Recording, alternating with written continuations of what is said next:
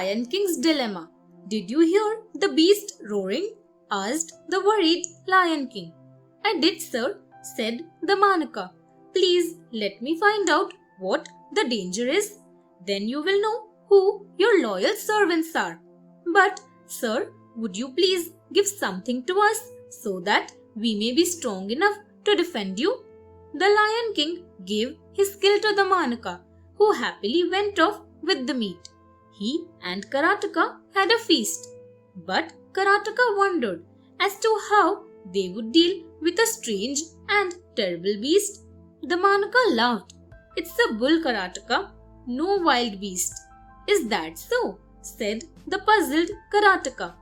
Then why not just tell the king? No, it is better he remains frightened.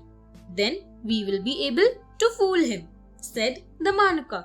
If the master becomes comfortable, we will be like the cat that was starved. The lion's mane. On a high and craggy mountain, there lived a fierce lion. He was very proud of his good looks and his handsome mane. But every day, when he was asleep, a little mouse that lived in a hole in his den crept out and nibbled his mane. In the morning, he found his mane looking tattered and ragged. This went on day after day, till the lion was really irritated. He tried all kinds of tricks to catch the mouse and kill it, but he failed. He was getting more and more angry.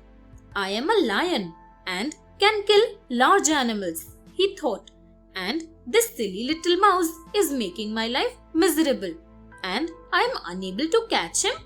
What should I do? Then he heard some people talking in the village that they kept cats to catch mice. The starved cat.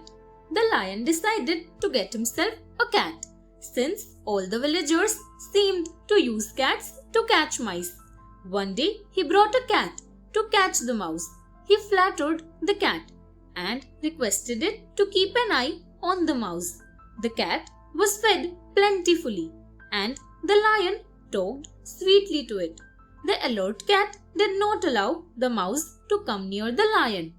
Every night, when it was time for the lion to sleep, he gave lots of food to the cat and set it to catch the mouse.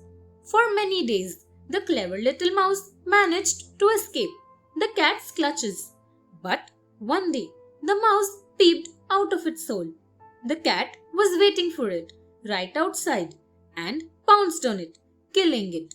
After that, the lion had no use for the cat anymore, so he neglected it till it died of starvation. Persuading Hefty. So you see, said the Manaka, only if you fool the master will he think that we have served him cleverly. The jackals therefore went to Hefty. Karataka sat under a tree at a distance, and the Manaka went up to him and said, I am the keeper of this forest, sir. That is the general of the king of the forest, a mighty lion. You must come and pay your respects to the general and do as he orders. Hefty went up to Karataka and bowed to him. Karataka said, You have to come and bow humbly to the king of the forest if you wish to stay here.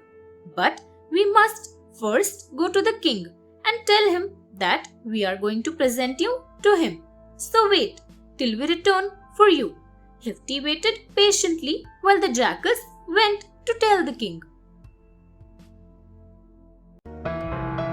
Thanks for watching. Do like, share, subscribe to Sahil Book House.